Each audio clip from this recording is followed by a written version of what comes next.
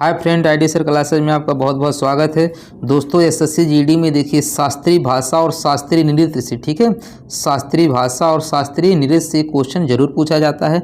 तो दोस्तों इस वीडियो में हम देखिए शास्त्रीय भाषा और शास्त्रीय नृत्य को देखेंगे। जितने भी क्वेश्चन एसएससी जीडी में पूछा जा रहा है उस सबको एक ही वीडियो में कवर करेंगे। देखिए दोस्तों, ये पहले तो यही ध्यान रखिए कि जो हमारा शास्त्रीय भाषा है वो कुल कितना है दोस्तों, 6 है। कभी कभी सनवाइज भी पूछ लेता है, इसलिए आप ध्यान रखिएगा। या तो ऐसे पूछेगा पहला शास्त्रीय भाषा कौन है और अंतिम शास्त्रीय भाषा कौन है, ये भी आपको ध्यान रखना है। तो दोस्तों जो हमारा शास्त्रीय भाषा है पहले आपको ध्यान रखना है कि कितने हैं, 6 है। कौन कौन है दोस्तों? तमिल है। तमिल कब से लागू हुआ है दोस्तों? 2004 में, ठीक है। कब से लागू हुआ है? 2004 में। उसके 1 साल के बाद कौन लागू हुआ है? 2005 में संस्कृत, ठीक है। तो पहला ध्यान रखिएगा शास्त्रीय भाषा कौन है? तमिल है। दूसरा क्या है? संस्कृत। पहला देखिए 4 में है, दूसरा 2005 में। उसके बाद 3 साल के बाद ध्यान रखिएगा तीसरा जो है 3 साल के बाद, यानी 5 से क्या हो जाएगा? 8। एक क्या हो जाएगा? कन्नड़ हो जाएगा। कौन सा हो जाएगा? कन्नड़। तीसरा कौन है? कन्नड़। देखिए 8 में ऐसे डे, देखिए ऐसे यहाँ पर आप डे बना रहे हैं तो ऐसे 8 कर दीजिएगा, ठीक है। तो ये क्या हो जाएगा? कन्नड़। कन्नड़ कितने में हो जाएगा? 2008 में हो जाएगा। और यहाँ पर तेलुगु भी, ठीक है। तेलुगु भी कब आया था? 2008 में। कन्नड़ और तेलुगु 2008 में, ठीक है। उसके बाद 5वां दोस्तों मलयालम 2013 में आया था। और दोस्तों अंतिम और 6वां जो हमारा ये शास्त्रीय भाषा है क्या है? उड़िया है, ठीक है। ये कब आया है दोस्तों? 2014 में। कब आया है? 2014 में। तो आपको ध्यान रखना है। अगर आप ज़्यादा नहीं याद कर पा रहे हैं तो इतना ध्यान रखिएगा कि शास्त्रीय भाषा कितने हैं? 6 है। पहला तमिल है, दूसरा संस्कृत। पहला 2004 में और उसके बाद दूसरा 2005 में। उसके बाद लास्ट वाला उड़िया 2014 में। लेकिन ये 6 ध्यान में रखिए, कभी कभी ऑप्शन पूछ लेता है इसमें से शास्त्रीय भाषा कौन सा नहीं है।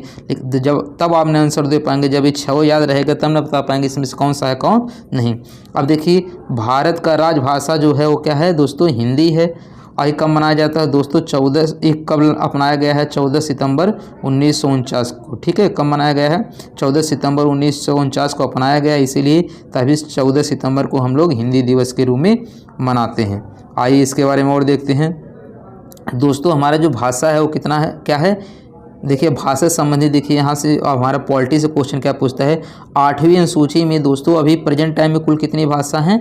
22 भाषा हैं। ध्यान रखिएगा 8वीं अनुसूची में कुल भाषा कितनी है? 22। ये पॉलिटी का क्वेश्चन है, लेकिन दोस्तों ये भाषा से संबंधित इसलिए काफ़ी इंपॉर्टेंट है।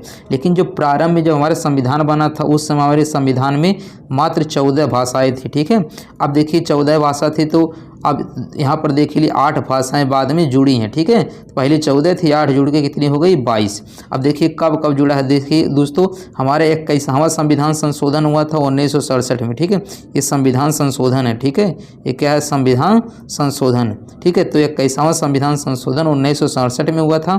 इसमें कौन सा भाषा जोड़ा गया था? सिंधी भाषा को जोड़ा गया था। तो पहले 14 था, अब कितने हो गए? 15। उसके बाद दोस्तों 71वां संविधान संशोधन 1992 में जोड़ा गया था, ठीक है। कौन कौन भाषा? इसका देखिए दोस्तों ट्रिक होता है। नमक, न से क्या हो जाएगा? नेपाली, मैं से मणिपुरी, कैसे? कोंकणी।